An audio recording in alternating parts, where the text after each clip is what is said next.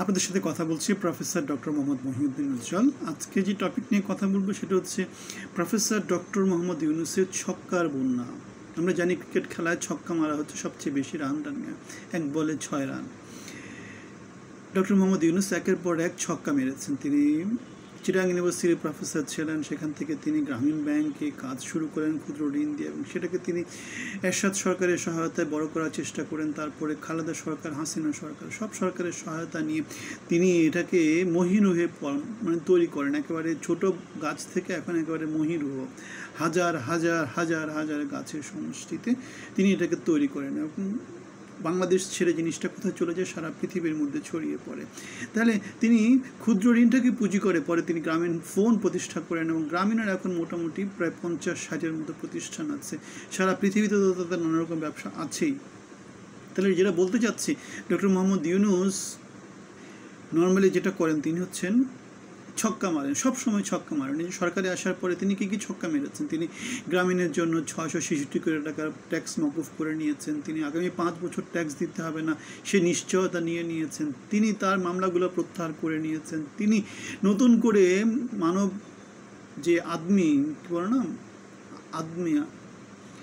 মানব পাচার বা মানব আদম ব্যাপারে যে লাইসেন্স, শেয়ার লাইসেন্সটা নিয়েছেন। তিনি ইউনিভার্সিটির লাইসেন্স নিয়েছেন। তিনি গ্রামীণ ব্যাংকের সরকারি শেয়ার কমিয়ে দিয়েছেন, তার মানে তার ব্যবসাকে আরও সুসংহত করেছেন। তিনি গ্রামীণের তার প্রফিটের পরিমাণটা বাড়ানোর জন্য সরকারকে তিনি তার ওখান থেকে শেয়ারের পরিমাণটা কমিয়ে দিয়েছেন।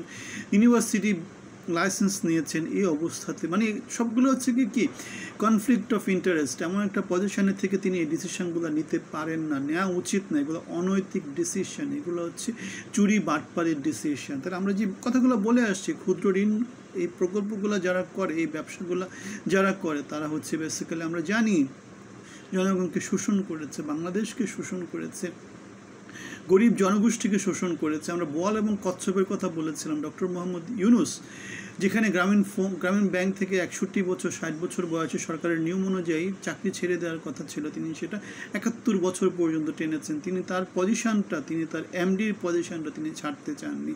এখন তিনি বাংলাদেশের অন্তর্বর্তী সরকারের প্রধান হয়েছেন, এবং পরিবার কেন্দ্রিক, লোকজন কেন্দ্রিক, নিজেদের ভাই ব্রাদার কেন্দ্রিক হাসিনা সরকার যেমন করেছিল তেমন একটা শাসনতন্ত্র তিনি তৈরি করেছেন, যেখানে কোনো মেধা বা যোগ্যতা বা আমাদের 24-এর যে আন্দোলনের যে মূল এজেন্ডা ছিল কোটা না মেধা, আমরা সেটার কোনো বিন্দুমাত্র উপস্থিতি দেখতে পাই না। সুতরাং বোয়াল এবং কচ্ছপ তিনি একবার হাঁ করলে তিনি গ্রামীণ ফোন নিয়েছিলেন, এখন আরেকবার হাঁ করেছেন, পুরো বাংলাদেশকে তিনি খেয়ে ফেলছেন। সুতরাং তিনি হচ্ছেন বোয়াল মাছ, তিনি হচ্ছেন কচ্ছপ। তিনি বোয়াল মাছের মতো সব কিছু খেয়ে ফেলেন, কচ্ছপের মতো তিনি একবার কামড় দিলে সেই কামড়টা তিনি সহজে ছাড়তে চান না। সুতরাং আমরা যেটা বলছি, ব্যবসা, ব্যাংক, বিমা, তারপরে মানব সম্পদের যেটাকে বলে আর কি আদম ব্যবসা, ইউনিভার্সিটি ব্যবসা, সব ব্যবসা আমাদের ডক্টর মোহাম্মদ ইউনূস করে ফেলছেন। সব কিছু তিনি নিয়ে নিচ্ছেন। সরকারে তিনি আছেন, এবং তিনি সরকারকে তার সুবিধা মতো যা কিছু পাওয়া দরকার সব কিছু তিনি পাচ্ছেন। তিনি তার যারা আছেন, তার গুরুজন যারা আছেন, তাদের জন্য তিনি বাংলাদেশকে অস্থিতিশীল করার পথেও তিনি কার্পণ্য করছেন না। সুতরাং আমরা যেটা বলছি, ইউনূসের ছক্কার বন্যা এবং বোয়াল আর কচ্ছপের কাহিনী, আপনাদের যদি কারো কোনো কোয়েশ্চেন থাকে আমাদেরকে জানাবেন। আমরা আপনাদের জন্য কথা বলি। আমাদের ব্যানার মানবিক বাংলাদেশ, জনগণের বাংলাদেশ। এখানে জনগণের জন্য কথা বলা হয়।